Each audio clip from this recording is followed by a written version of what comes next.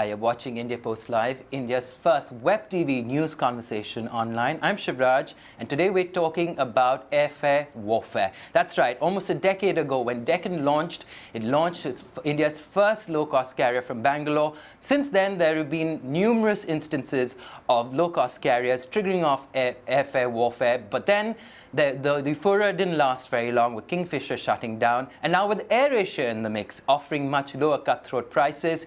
Once again, we're seeing a massive airfare warfare. Well, joining us in the conversation in studio is Mr. Jitendra Bhargav, who's a former executive director of Air India and also an author of the book Descent of Air India, and Satyendra Pandey, who's the head of research at CAPA, that is the Consulting and Advisory Center for Aviation.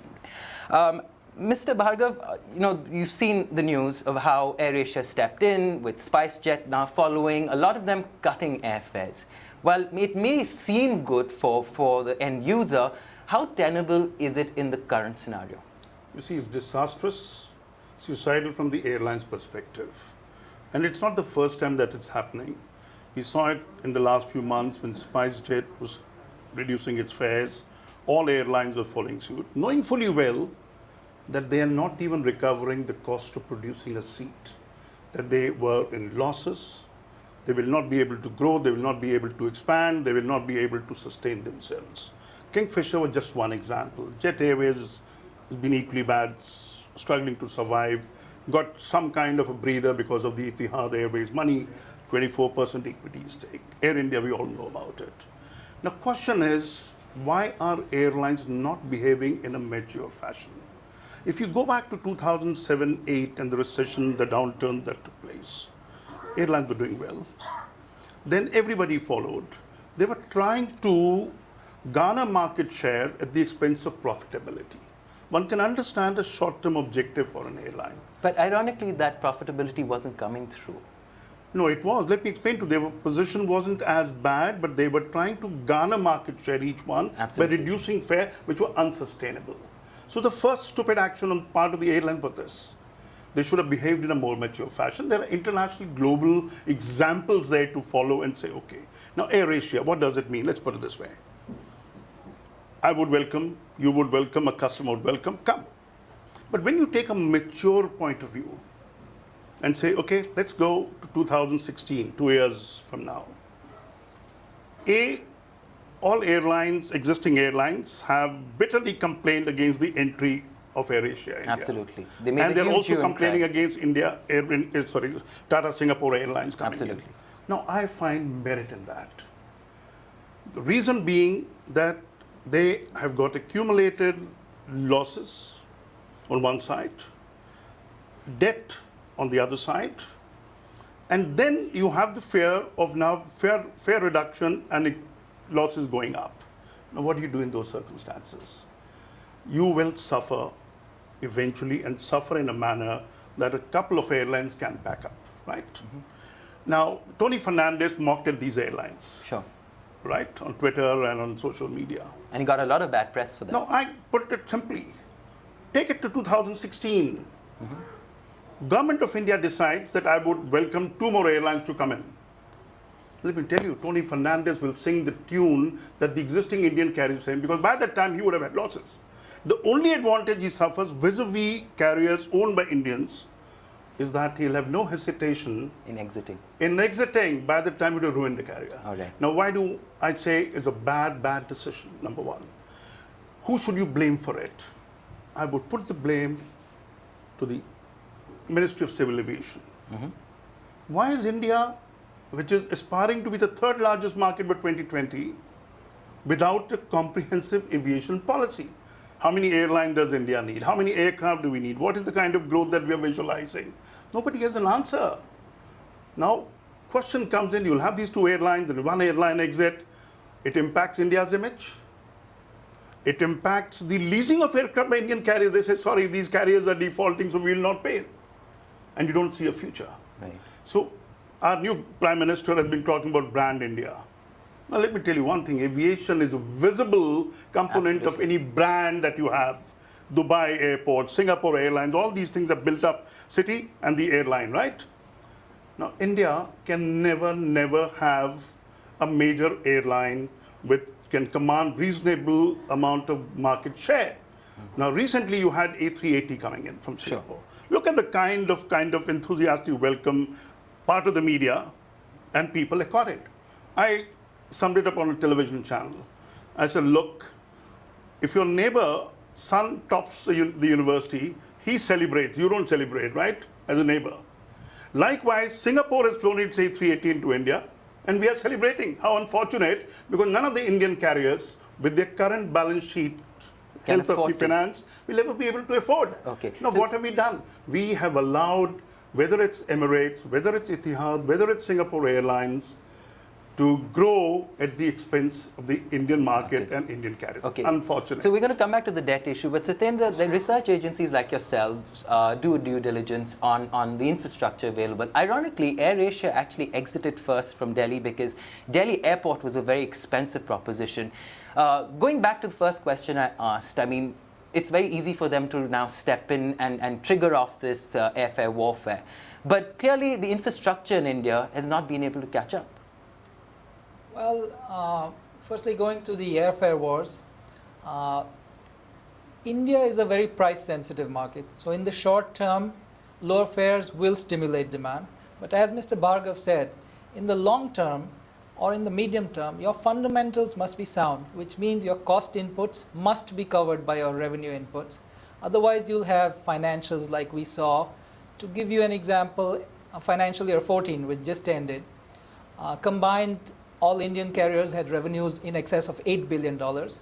Combined, the industry posted losses of $1.5 billion. They carried approximately 76 million passengers. But a $1.5 billion loss for one financial year is not sustainable in the long term. So fundamental structural challenges are needed. Primarily, I would again echo the sentiment of a comprehensive civil aviation policy that provides certainty to investors and to airlines entering the country.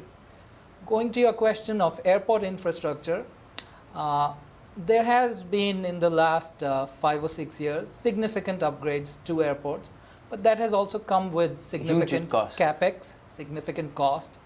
And there is a new line of thinking on low-cost airport terminals.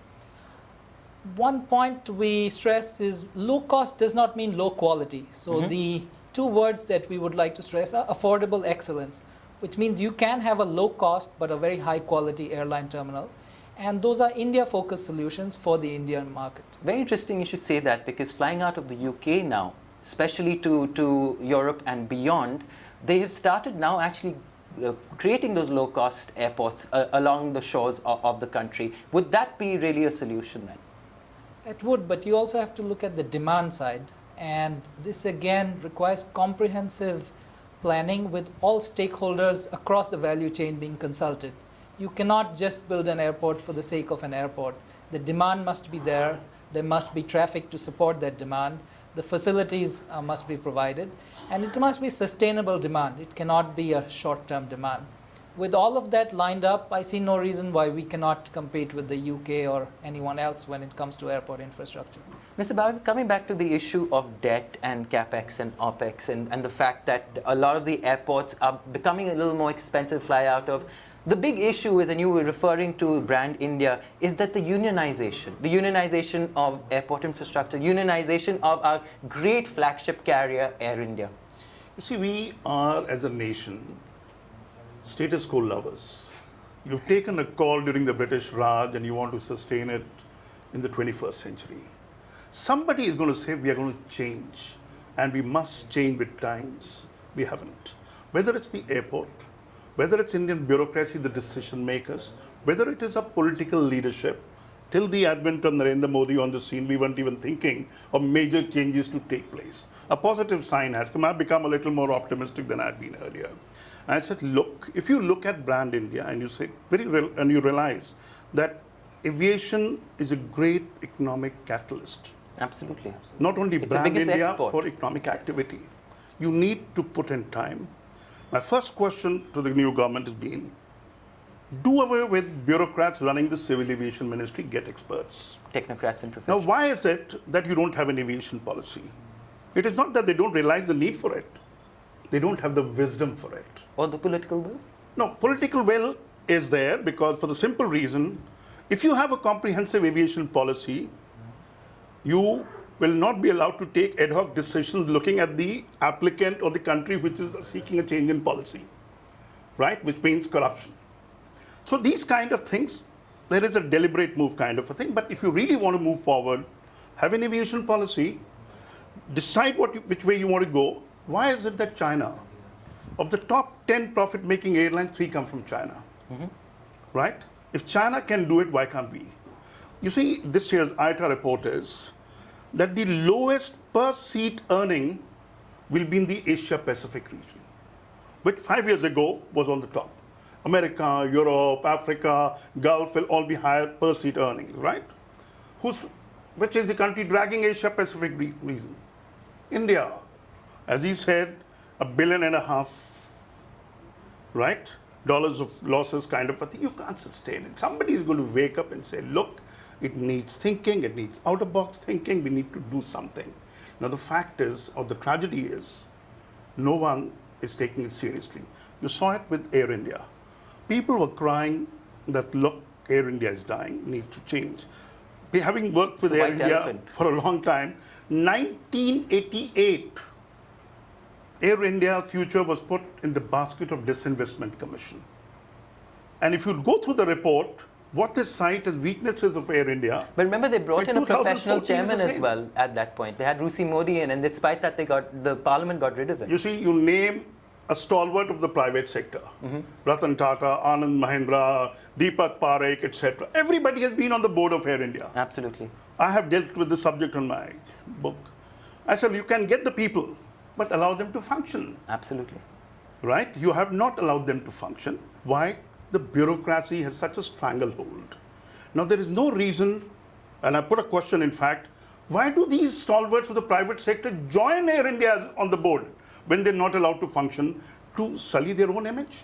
If I have to look back and say, you know, Ratan Tata has been there, Anand Mahindra has been there, Deepak Parekh has been there, Sanjeev Goenka.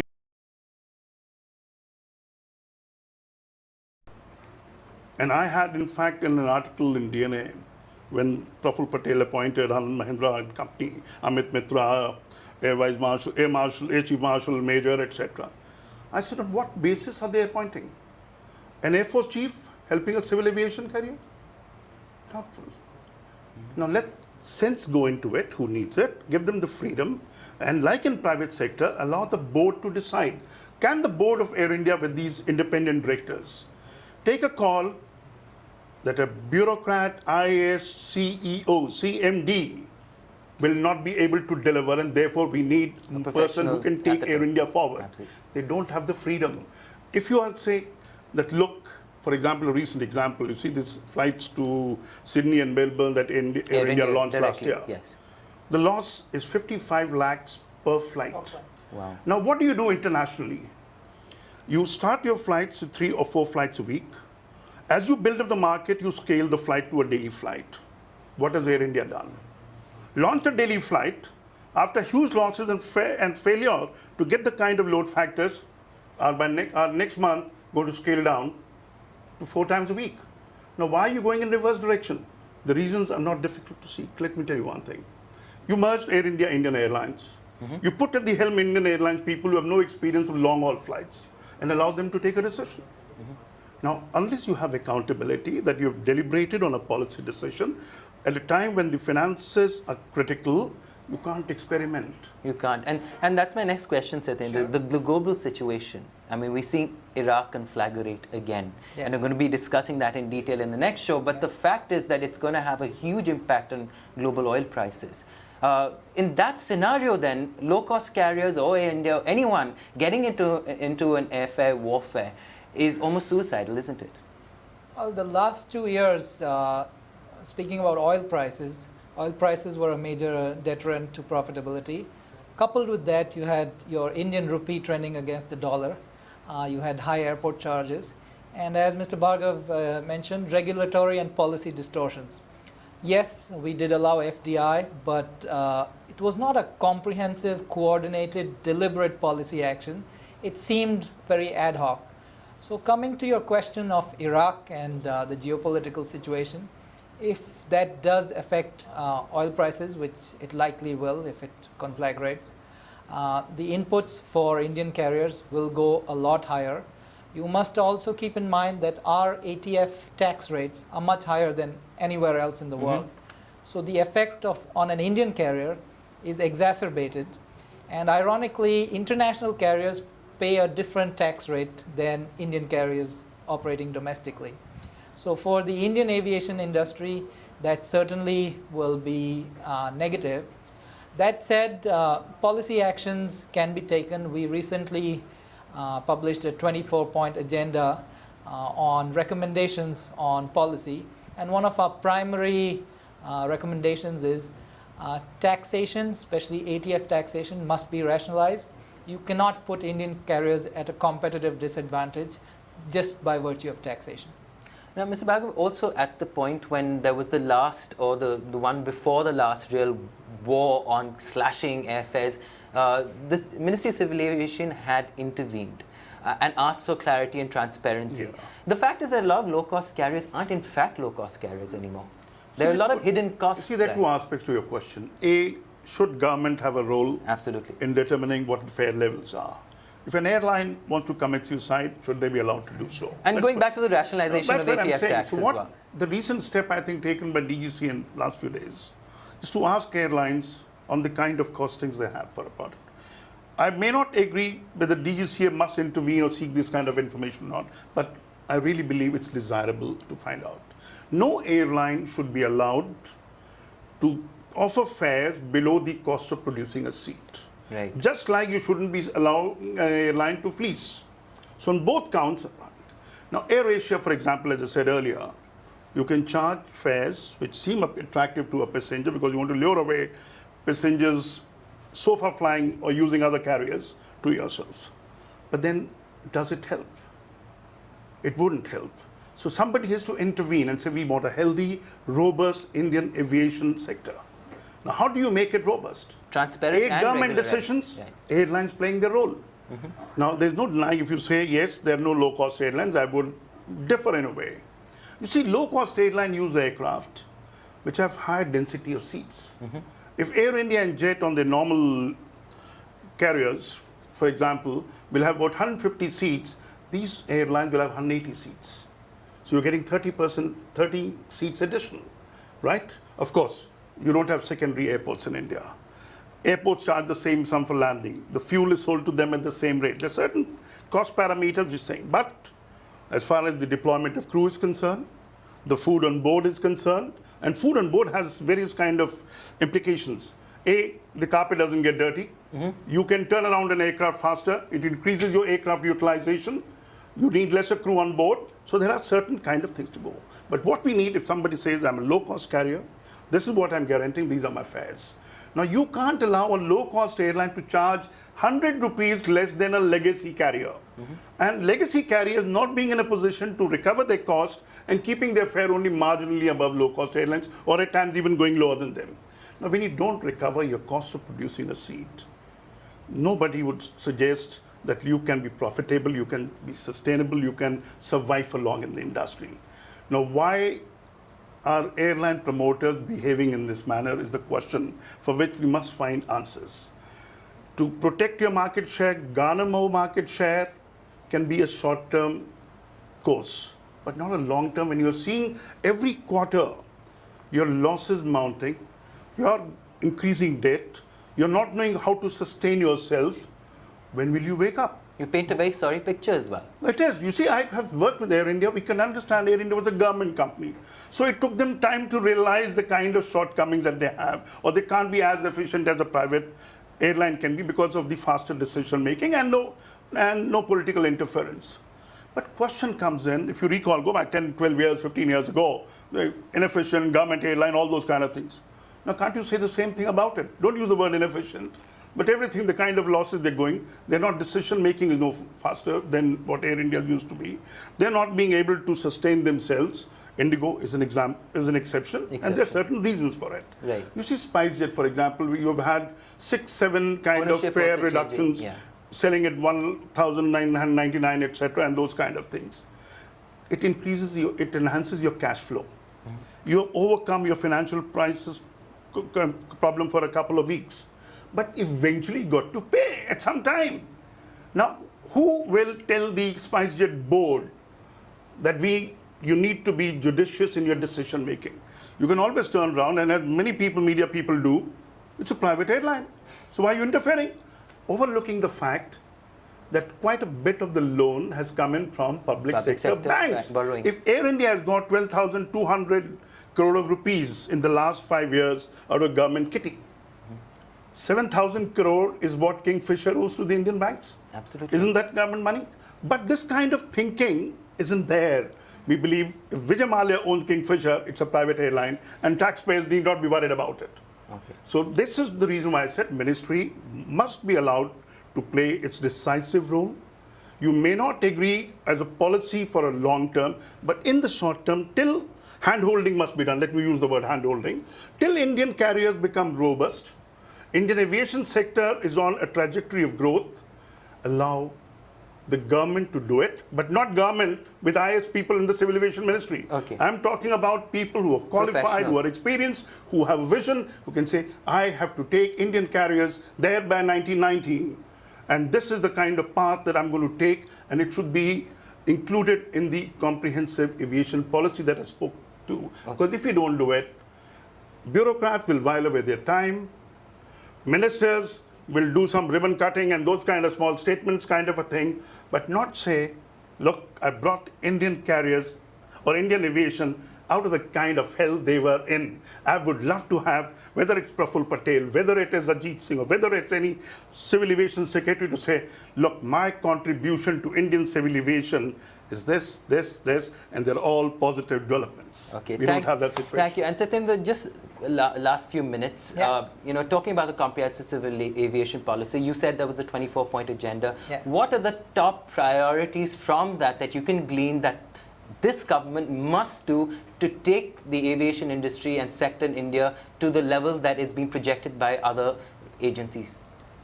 Yeah, so a comprehensive civil aviation policy must address all the stakeholders. When we talk about aviation, people tend to think airports and airlines.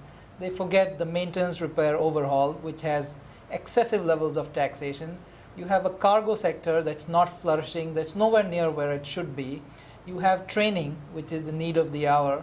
You have talent development, which Mr. Bhargav spoke about, including talent that must go into the regulatory and policy-making sector. And I'd say the top priorities would be an aviation master plan, which speaks of coordinated policy actions in the short term, medium term, and the long term, takes a very long-term view, 2040 or 2050, talks about tax reform, talks about how we can make the sector more viable. And all things said and done, India has a very interesting demographic. You have a growing middle class, you have growing incomes, you have this desire to travel, and with Indians you have this desire for international travel. That is reflected in your airport numbers. Our forecasts see in the next 10 years you'll be 356 million domestic passengers and around 96 million international passengers. Were policy restrictions like there's a rule called the 520 rule, which says you have to have a minimum of 5 years of domestic operations and 20 airplanes in your fleet before you can fly internationally. Were that to be lifted, which we think it should be, you would see I would oppose it. You would see India cross 100 million passengers by 2020. And in spite of the airline sector bearing huge losses, there has been a success story out there, which means on some level they may have got the fundamentals right. So that is, I guess, the more positive side of the industry. Okay. But yes, as all of us would agree, comprehensive civil aviation reform is the need of the hour, and it must be decisive and it must be timely. We do not have another 5 years where the government can just sit around hoping something would happen. It has to be decisive, it has to be timely. You see, this 5 by 20, why I said I would oppose it is, the existing carriers have suffered on account of it. Now you have Tata Singapore Airline coming in AirAsia. and you allow them this privilege of flying internationally at the same time, which means better operations kind of a thing. How are you going to compensate the existing carriers who suffered on this count? There should be a level playing field. And incidentally, both these carriers have Tatas. Tatas are pioneers in aviation. If you remember, Air India, civil aviation was heralded by them. But look at the sorry state that we are in. Media missed this point. Let me tell you one thing. Okay, what's the point? Air Asia launch took place on the 12th of September. Was there a Tata representative at the launch? Now, isn't it shameful that under the FDI policy, 51% of the airline equity is to be owned by Indian carriers, 49% by AirAsia? Who stole the thunder? The show. Who took the decisions? Are they silent partners? And if Tatas are silent partners in this aviation business, it's unfortunate. Okay. They should be leaders, not silent partners. And I feel very strongly about it. And at the end of the day, we do need a comprehensive civil aviation policy do or a without master it. plan, which will help both the sector and passengers as we grow and as the numbers grow and as these airfares start getting more competitive. Thank you very much, Mr. Bhargav and Mr. Pandey, for joining us in this conversation. And continue joining in on the conversation by logging on to our website, indiapostlive.com, and continue tweeting with us. #IndiaPostLive. Thank you for watching.